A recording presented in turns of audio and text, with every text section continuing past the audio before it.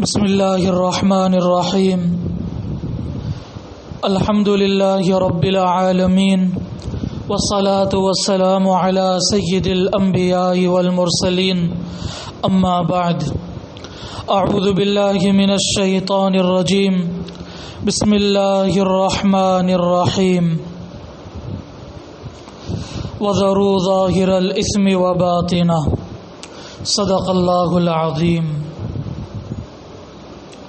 دوستو، انسان اللہ تعالیٰ کا کتنا ہی بڑا ولی کیوں نہ بن جائے، مقام صدیقیت کی آخری سرحد تک کیوں نہ پہنچ جائے، لیکن اس کے اپنے ناف کے نیچے جو آتے ہیں وہ آتے ہی رہیں گی، مشک و زعفران نہیں بن سکتی۔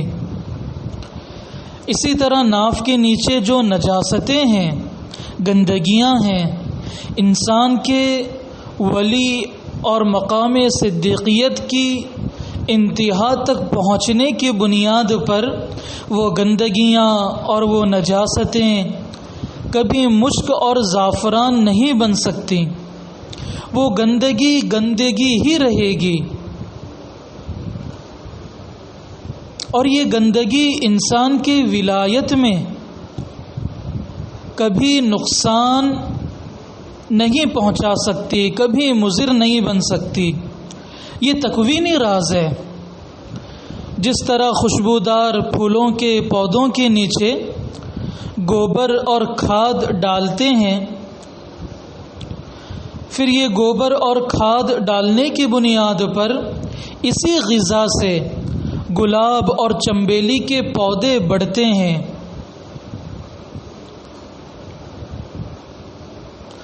اگر وہ گوبر اور کھاد نہ ڈالے جائیں تو دوستو وہ گلاب اور چنبیلی کے درخت کبھی نہیں بڑھیں گے۔ اسی طرح اللہ تعالیٰ اپنی قدرت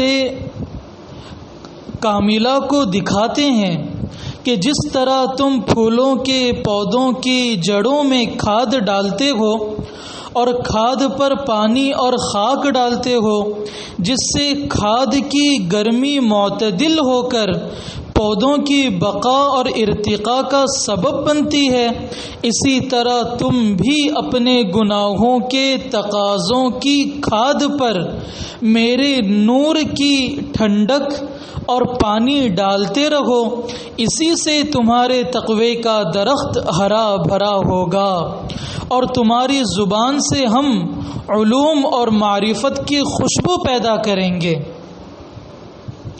بس اتنا کرو کہ تقاضوں کی کھاد پر خاک ڈالتے رہو، مٹی ڈالتے رہو، یعنی اس پر عمل نہ کرو، اس لیے کہ یہ تقاضے ایندھن ہوا کرتے ہیں، اور دوستوں ایندھن ہم نے جلانے کے لیے دیا ہے، یہ کھانے کے لیے نہیں۔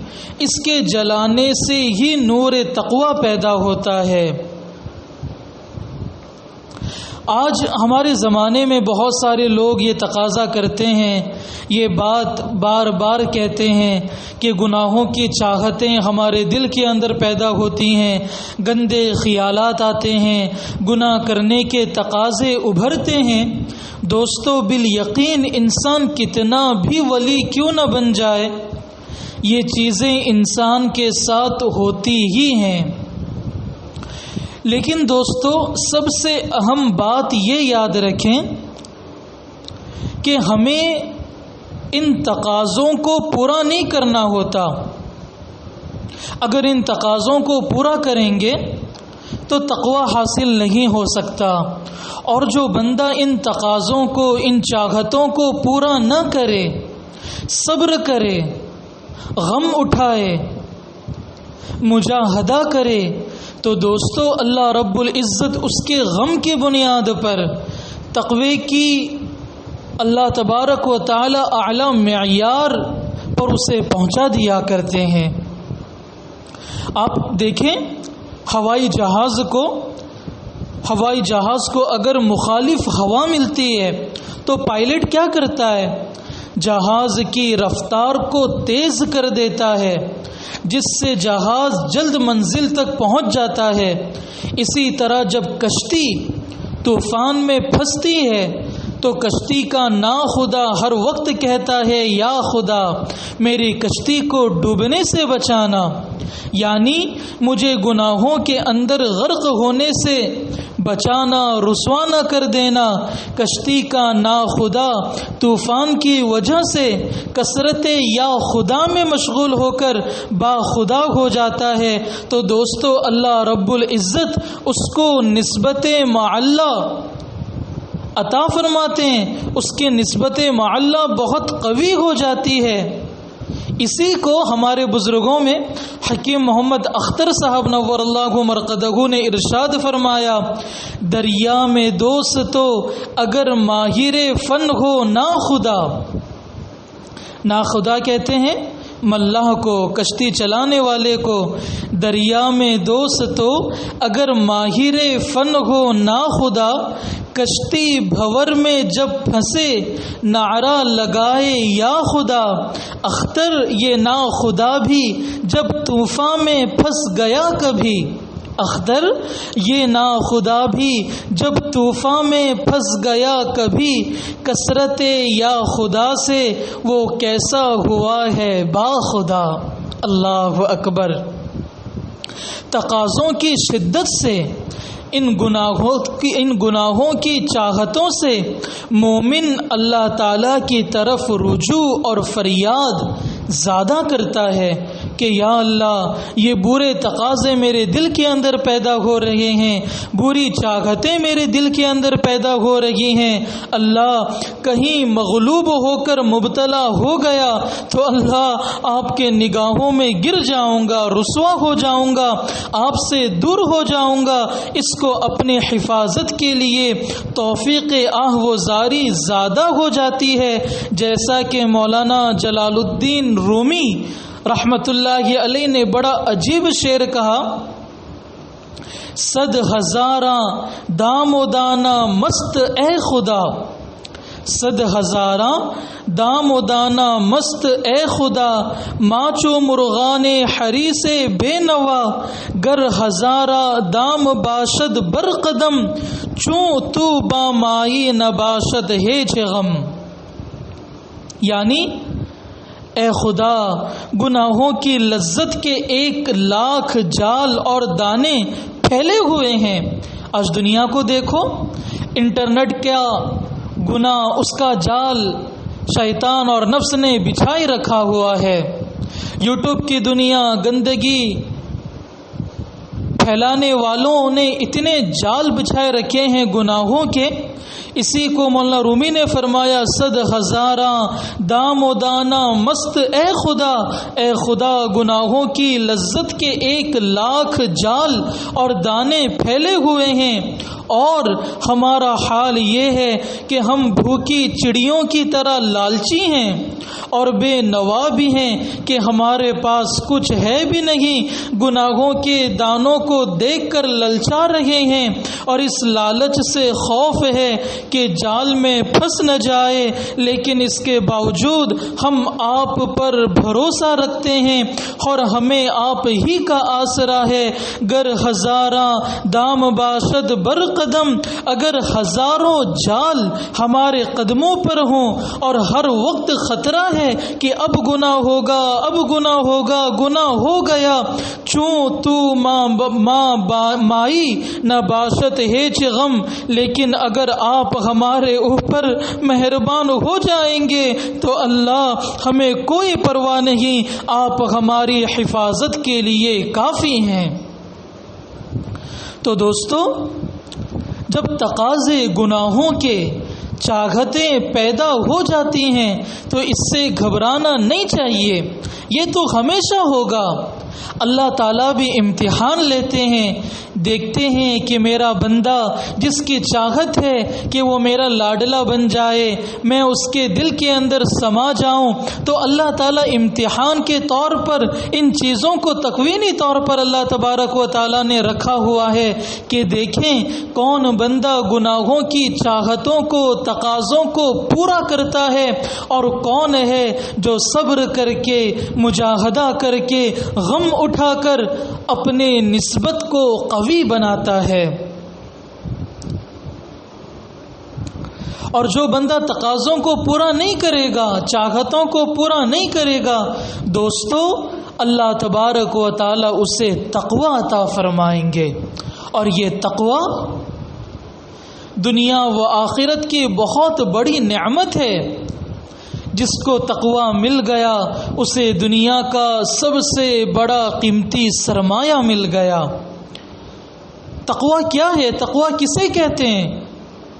کف النفس عن الہوى، نفس کو بری خواہش پر عمل کرنے سے روکنا۔ بری خواہش کا فقدان یہاں مقصود نہیں ہے، بری خواہش پیدا ہو اور پھر اس کو روکے، یعنی اس خواہش پر عمل نہ کرے، دوستو اسی کا نام تقوی ہے۔ جیسے بھوکا گھوڑا ہری ہری گھاس دیکھ کر بے چین ہو جاتا ہے اور گھوڑے کی چاہت پیدا ہوتی ہے کہ میں ان ہری ہری گھاسوں کو پالوں، کھا جاؤں، لیکن دوستو اس گھوڑے پر سوار جو ہوتا ہے، اس کا مالک، وہ پوری طاقت سے اس کی لگام کھینچنے میں اتنی طاقت لگا دیتا ہے، وہ اس چیز کو گوارا کر لیتا ہے کہ میرے لگام کی کھینچنے کی بنیاد پر گھوڑے کا منہ زخمی ہو جائے، لیکن وہ گھوڑے کو ہری ہری گھاسوں کے پاس جانے نہیں دیتا۔ کیوں؟ اس لیے کہ کہیں اس کا گھوڑا ہری ہری گھاس دیکھ کر اس کی طرف مائل نہ ہو جائے اور گھوڑا بھی راستہ بھٹک جائے گا، اور جو اس کے اوپر بیٹھا اس کا مالک ہے اس کو بھی نقصان پہنچے گا۔ تو دوستو جس طرح گھوڑے کا مالک اپنے گھوڑے کو زور سے لگام دیتا ہے، لگام کو کھینچ دیتا ہے، گرچہ وہ گوارا کر لیتا ہے کہ اس کے منہ پر زخم آ جائے، لیکن وہ اپنے گھوڑے کو ہری ہری گھاس کی طرف مائل ہونے نہیں دیتا۔ بالکل اسی طرح دوستو آج کے اس زمانے کے اندر نفس و شیطان نے، دشمنوں نے، اللہ کے باغیوں نے، اللہ کے نیک بندوں کے خاطر یوٹیوب کی دنیا کو، فیس بک کی دنیا کو، فلموں کی دنیا کو، ڈراموں کی دنیا کو اور گناہوں کو نیکیوں کی شکل میں لوگوں کے سامنے پیش کر کے یہ بھی دھوکہ دے دیا۔ دیکھیں میڈیا کی دنیا میں، دیکھیں عورتیں لپسٹک لگا کر، خوبصورت بن سور کر آ کر بیانات دیتی ہیں۔ دوستو یہ سب بربادی کی دنیا ہے۔ امرد لڑکے نعت پڑھتے ہیں، لوگ ان کو دیکھتے ہیں، گندے خیالات آتے ہیں۔ دوستو یہ ساری کی ساری چیزیں بربادی تک لے جانے والی ہے۔ آج اس زمانے کے اندر ان تمام چیزوں کے جال بچھے ہوئے ہیں۔ ہری ہری گھاس گناہوں کی ہمیں نظر آ رہی ہے، لیکن دوستو ہمیں اپنے نفس کے لگام کو طاقت دے کر کھینچنا ہے اور اپنے نفس کو بچانا ہے۔ جو اس طرح کرے گا وہی تقوی حاصل کر پائے گا، اور اسی کا نام تقوی ہے، کف النفس عن الغوا۔ حکیم الامت نور اللہ مرقدہ ارشاد فرماتے ہیں، گناہوں سے بچنے میں نفس میں جتنا شدید غم آتا ہے، اسی وقت روح میں اللہ تبارک و تعالی اتنا ہی قوی نور پیدا کر دیتے ہیں۔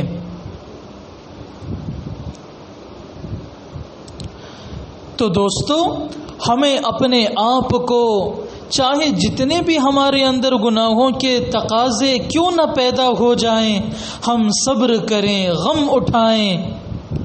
جتنا غم اٹھائیں گے اتنا اللہ رب العزت کی طرف سے تقوی ملے گا۔ جس کی ہوا یعنی بری خواہش کا تقاضا، چاہتیں جتنی مضبوط ہوں گی اتنا ہی اس کا کف النفس زیادہ ہوگا، یعنی اپنے نفس کو روکنا۔ ہر شخص اگر 1 کلو غم اٹھاتا ہے اور دوسرا 1000 کلو غم اٹھاتا ہے تو دونوں کے درجات برابر نہیں ہو سکتے۔ کف النفس تقوی کی بنیاد ہے۔ جس نے جتنا زیادہ غم اٹھایا اتنی ہی اس کو تقوی کی عمارت اس کی اللہ تبارک و تعالی مضبوط بنا دیں گے، اور اس کی ولایت علیہ کی عمارت اتنی ہی عظیم الشان تعمیر ہو جائے گی۔ اس لیے بزرگوں کا تجربہ ہے کہ جن کا مزاج عاشقانہ نہ تھا ان کو نفس کو روکنے میں تکلیف بھی شدید ہوئی تو اللہ تعالیٰ نے ان کے قلب کو اپنی محبت کا درد عظیم الشان عطا فرمایا۔ اللہ تعالیٰ جن کو اپنے دین کی خدمت کے لیے منتخب کرتا ہے، چن لیتا ہے، ان کو زیادہ مجاہدے سے گزارتا ہے تاکہ ان کے جلے بھنے دل کی خوشبو سے دوسرے بندے اللہ تعالیٰ کی خوشبو پا کر اللہ تبارک و تعالیٰ پر فدا ہو جائیں۔ ایسے بندے صرف صاحب خوشبو نہیں ہوتے بلکہ ناشر خوشبو ہوا کرتے ہیں۔ ان کو اللہ تعالیٰ صرف ولی نہیں ولی ساز بھی بناتا ہے، لہٰذا گناہوں کے تقاضوں کی شدت سے ہرگز گھبرانا نہیں چاہیے۔ یہ سمجھنا بنیادی غلطی ہے کہ تقاضائے معصیت سے اللہ تعالیٰ ناراض ہوتا ہے، بالکل نہیں۔ ہم یہ سمجھ بیٹھے ہیں کہ گناہوں کی چاہت ہمارے دلوں کے اندر پیدا ہو گئی، گناہوں کے تقاضے پیدا ہو رہے ہیں، اس سے اللہ تعالیٰ ناراض ہوں گے، بالکل نہیں۔ اس جملے کا چھوٹا بڑا سب کچھ غلط ہے۔ اللہ تعالیٰ جب ناراض ہوتا ہے کب؟ تقاضائے معصیت پر عمل کرنے سے۔ گناہوں کی چاہت پیدا ہو گئی، گناہوں کے تقاضے پیدا ہو گئے، جب ان پر عمل کریں گے، گناہ کریں گے، تب اللہ تعالیٰ ناراض ہوں گے۔ صرف گناہوں کے تقاضے پیدا ہونے پر، گناہوں کی چاہتیں پیدا ہونے پر اللہ تعالیٰ ناراض نہیں ہوا کرتے۔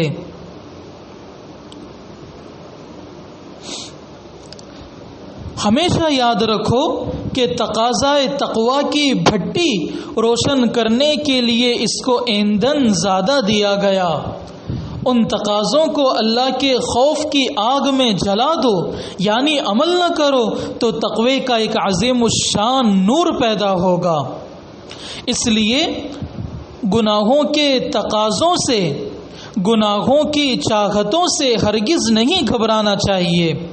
اللہ تعالیٰ کے راستے میں، اللہ تعالیٰ کے حصول میں یہ گناہوں کی چاہتیں، یہ تقاضے بالکل نقصان دہ نہیں، بس ان پر عمل نہیں کرنا چاہیے۔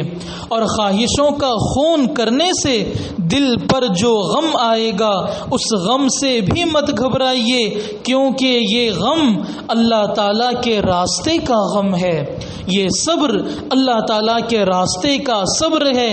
اللہ پیارا تو ان کے راستے کا غم بھی پیارا۔ اگر سارے عالم کی خوشیاں اللہ کے راستے کے ذرہ غم کو سلام احترامی پیش کریں تو اس غم کی عظمت کا وہ خوشیاں بدل نہیں ہو سکتی، کیونکہ اللہ بے مثل ہے تو ان کی راہ کا غم بھی بے مثل ہے، اور ساری خوشیاں با مثل ہیں اور فانی ہے۔ تو دوستو ہمیشہ یاد رکھیں، جب بھی دل کے اندر کوئی تقاضا گناہوں کا، چاہتوں کا پیدا ہو، ہمیں بالکل نہیں گھبرانا چاہیے، بلکہ غم اٹھا کر، صبر کر کے اس گناہوں کے تقاضوں کو پورا نہ کرے، اس لیے کہ اس تقاضے پر جو دل ٹوٹے گا اتنا اللہ رب العزت ہمارے دل کے قریب آئیں گے۔ ہم نے سنا نا، ٹوٹے ہوئے دلوں کے قریب اللہ تعالیٰ کو حاصل کیا جاتا ہے۔ یہ دل کا ٹوٹنا کیا ہے؟ دل میں چاہت پیدا ہوئی کہ میں فلاں سے رابطہ کر لوں، فلاں سے عشق کر لوں، لیکن دل نے کہا کہ نہیں، اللہ تعالیٰ ناراض ہوتے ہیں۔ جو دل ٹوٹے گا اس سے اللہ رب العزت دل کے قریب آئیں گے۔ دل میں چاہتیں پیدا ہوں گی، تقاضے پیدا ہوں گے کہ نیٹ کے ذریعے سے، یوٹیوب کی دنیا میں، فیس بک کی دنیا میں، ٹویٹر کی دنیا میں، نیٹ کی دنیا میں، واٹس ایپ کی دنیا میں جا کر گناہ کر لوں، اپنے ہاتھ سے اپنی جوانی کو ضائع کر لوں، لیکن دل کہے گا نہیں، ایسا مت کرو۔ جب دل کی بات مانیں گے تو اس وقت جو دل ٹوٹے گا، اس ٹوٹے ہوئے دل کے قریب اللہ تعالیٰ کو حاصل کیا جاتا ہے۔ تو دوستو، ان تقاضوں کے آنے پر، ان چاہتوں کے پیدا ہونے پر بالکل گھبرانے کی ضرورت نہیں، بلکہ مجاہدہ کر کے، نفس پر صبر کر کے اللہ رب العزت کو پانے کا یہی طریقہ ہے، یہی طریقہ ہے، یہی طریقہ ہے۔ اللہ تعالیٰ سے دعا کریں کہ اللہ رب العزت ہم سب کو ہمیشہ گناہ اور اسباب گناہ سے بچائے، اور گناہوں سے بچنے پر جو دل ٹوٹے گا، جو صبر ہوگا، جو مجاہدہ ہوگا، اللہ رب العزت ہمیں اتنا ہی قوی نسبت نور عطا فرمائیں گے۔ اللہ رب العزت سے دعا کریں کہ یہ اللہ، دشمنوں کو یہ غم، ہم دوستوں کے لیے غم کی تلوار کے لیے ہم حاضر ہیں۔ یہ غم نصیب دوستاں ہیں، کیونکہ یہ سبب حصول تقویٰ ہے۔ یہ غم حصول تقویٰ کا سبب ہے، اور اہل تقویٰ ہی اللہ کے دوست ہیں۔ تو یہ غم نصیب اولیاء ہے، نصیب دوستان ہے، اور نظر بازی، زینہ، بدمعاشی یہ نصیب دشمناں ہیں۔ یہودی، عیسائی اس میں شریک ہیں، تو مسلمان اور سالک کو زیبا نہیں دیتا کہ وہ ایسی حرکت کرے جو نصیب دشمناں ہے۔ لہذا نصیب دوستاں والا غم اٹھا لو۔ اللہ رب العزت کی قسم، یہ غم اٹھا لو تو واللہ ایسا مزہ آئے گا اور ایسا مزہ پاؤ گے کہ سارے عالم کا مزہ اللہ کے راستے کے غم کے اس مزے کی لذت کو سمجھ نہیں سکتا۔ تو دوستو، ہم جتنا ہو سکے اپنے آپ میں اس چیز کو پیدا کریں کہ گناہ کے لاکھ ہرے بھرے جال ہمیں نظر آ جائیں، ہری بھری گھاس ہمیں نظر آ جائے، ہم گناہوں کی چاہتوں کو، گناہوں کے تقاضوں کو، گناہوں کے خیالات کو کبھی پورا نہیں کریں گے، بلکہ غم اٹھا کر، صبر کر کے نور تقویٰ کو حاصل کریں گے۔ اللہ رب العزت سے دعا ہے جو کچھ کہا گیا، سنا گیا، اللہ رب العزت ہمیں ان تمام باتوں پر عمل کی توفیق عطا فرمائے، اور ہمیشہ گناہوں کے تقاضوں سے، گناہوں کی چاہتوں سے، خیالات سے اللہ رب العزت ہم تمام کو ان تمام خیالات، چاہتوں، تقاضوں پر عمل کرنے سے تا موت حفاظت فرمائے۔ وآخر دعوانا ان الحمد للہ رب العالمین۔